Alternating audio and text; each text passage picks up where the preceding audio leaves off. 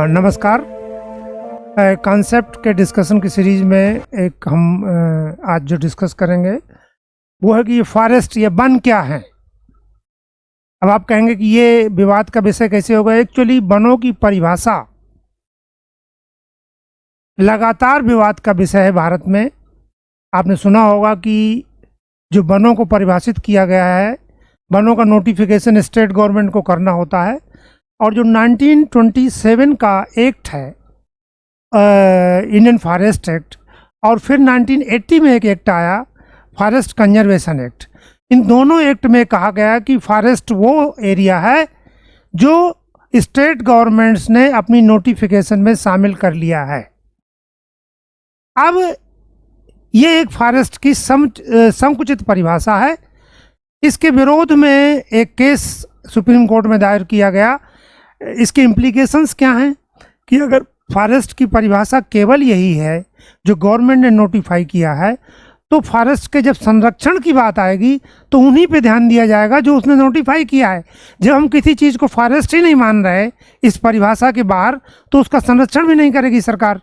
तो इस पे जो है एक केस आया, गोदा बर्मन केस कहते हैं, वो 1997 का केस है, और ये फॉरेस्ट की डिफिनीशन में बहुत महत्वपूर्ण मामला है। इसमें सुप्रीम कोर्ट ने कहा कि फॉरेस्ट की संकुचित परिभाषा मान्य नहीं है जो भारत सरकार बार बार दे रही है, और उन्होंने कहा कि फॉरेस्ट की वही डिफिनीशन मान्य होगी जो डिक्शनरी में दी गई है।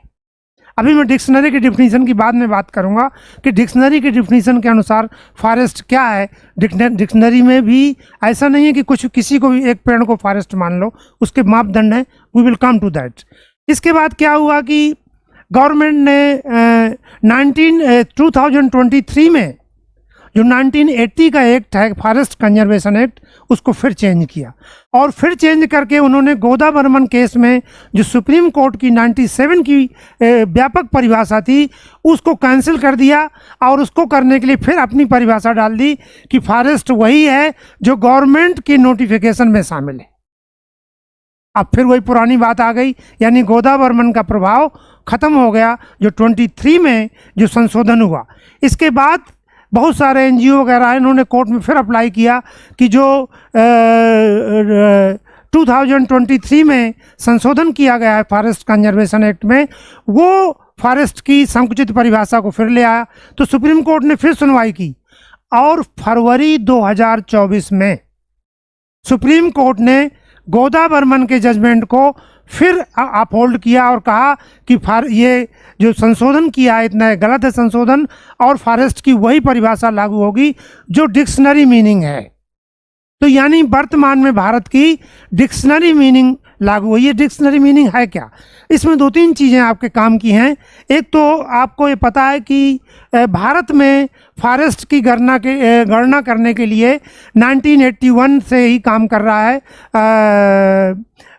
Forest survey of India, Dehradun में लोकेटेड है। ये ministry of environment and forest की एक एजेंसी है। 1981 से ये कर रही है। पहले एक्चुअली क्या था, 87 के पहले फॉरेस्ट को काउंट करने का एक्चुअली कोई हमारे पास साधन नहीं था। गवर्नमेंट के रिकॉर्ड में जो नोटिफिकेशन हुई कि इतना हेक्टेयर फॉरेस्ट है, वही फॉरेस्ट मान लिया जाता था। ऑन द स्पॉट जाके रियल टाइम नहीं देखता था कि वो कागज़ में तो लिखा है कि 200 एकड़ फॉरेस्ट है, लेकिन वहाँ पेड़ हैं कि नहीं, या और वहाँ कुछ हो गया है कि नहीं। 87 में पहली बार रिमोट सेंसिंग टेक्नोलॉजी को इंडिया ने प्रयोग किया, और भारत में 87 में से लगातार जो वन क्षेत्र है उसका हम आकलन कर रहे हैं रिमोट सेंसिंग सैटेलाइट के द्वारा। पहला जो सैटेलाइट था इस तरह का 87 में, लैंड सेट कहते थे उसे। अब तो बहुत एडवांस टेक्नोलॉजी है, तो 87 के बाद लगातार कर रहे हैं। और जो मैंने बताया आपको कि फॉरेस्ट सर्वे जो करता है इंडिया का, वो हर 2 साल बाद रिपोर्ट निकालता है। अभी लास्ट रिपोर्ट 21 में आई थी, 23 में आना चाहिए था, वो नहीं आई अभी। तो उन्होंने इसी आधार पे निकाला। अब ये डिक्शनरी परिभाषा पे हम आते हैं। आप ज़रा दिमाग लगाइए कि भारत में तो फॉरेस्ट सर्वे ऑफ इंडिया है, वो करता है। पूरी दुनिया में भी कोई यूनाइटेड नेशंस की संस्था है जो पूरी दुनिया में फॉरेस्ट कितना है वो कैसे करते हैं, वो क्या करते हैं, वो कौन संस्था है? इसमें मैं आपको बता दूं कि NEP नहीं है जो हम जनरली समझ लेते हैं कि UNEP को यूनाइटेड नेशन एनवायरनमेंट प्रोग्राम करता है। ये काम करता है फूड एंड एग्रीकल्चर ऑर्गेनाइजेशन, जिसका मुख्यालय है रोम में। उन्होंने एक परिभाषा बनाई है, और एक परिभाषा क्या, एक रेंज बनाई है, और वो रेंज जो है ऐसी है कि उसको हर देश में, चूंकि हर देश छोटा है, कोई कहीं पेड़ छोटे हैं हाइट में, कहीं बड़े हैं, कहीं पानी ज़्यादा होता है, तो परिभाषा इस तरह से बनाई है कि हर कंट्री के लिए उसकी सिचुएशन के हिसाब से लागू होगा। तो 3 पैरामीटर लिए गए हैं उसमें। जो फॉरेस्ट की डिक्शनरी परिभाषा है वो यही है, वो 3 पैरामीटर लेंगे। पहली बात, कितने एरिया मिनिमम होना चाहिए जिसे हम फॉरेस्ट कहें। उन्होंने रेंज रखी 0.5 हेक्टेयर से लेकर 1 हेक्टेयर तक, अगर मिनिमम लैंड। ये रेंज क्यों दी कि जो छोटे देश हैं वहाँ 0.5 में भी अगर है तो उसे फॉरेस्ट मान लिया जाएगा। इंडिया में 1 हेक्टेयर माना गया मिनिमम। पहला है कि 1 हेक्टेयर का एरिया होना चाहिए। इससे कम में अगर पेड़ लगे हैं तो पेड़ फॉरेस्ट की परिभाषा में नहीं आएगा। छोटे देश हैं वहाँ 0.5 है, कई देशों में 0.7 होगा, इंडिया में 1 हेक्टेयर है। नंबर 2 है उसकी पेड़ की हाइट, कि क्या झाड़ियों को ही फॉरेस्ट मान लिया जाए।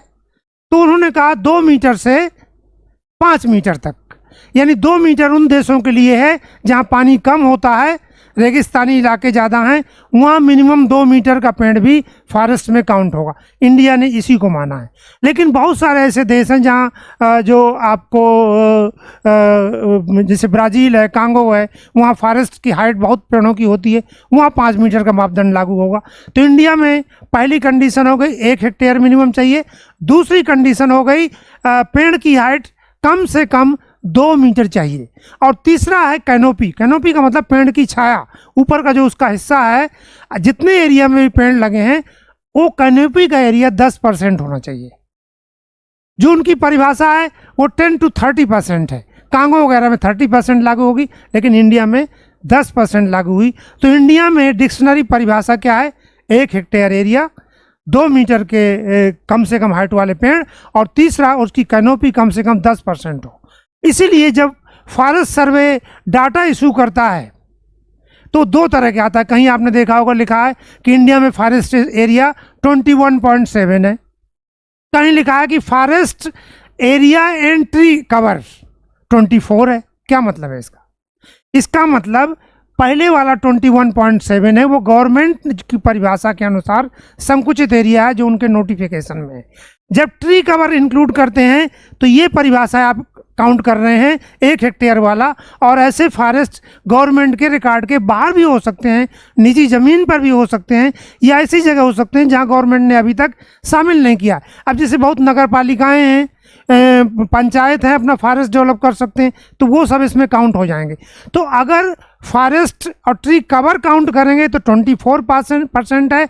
अगर गवर्नमेंट की परिभाषा के अनुसार हम काउंट करेंगे कि गवर्नमेंट के नोटिफिकेशन में कौन फॉरेस्ट है, तो इंडिया में फॉरेस्ट एरिया 21.7% है। ये इस तरह से इन 2 आंकड़ों को आप समझ सकते हैं। वर्तमान स्थिति है फरवरी 24 के बाद कि फॉरेस्ट की डिफिनीशन में डिक्शनरी डिफिनीशन जो मैंने 3 क्राइटेरिया वाली बताई वो लागू है। इस तरह से हम फॉरेस्ट को दूसरे जगह पे भी समझ सकते हैं और जो डिफिनीशनल विवाद है उसको भी समझ सकते हैं। Thank you.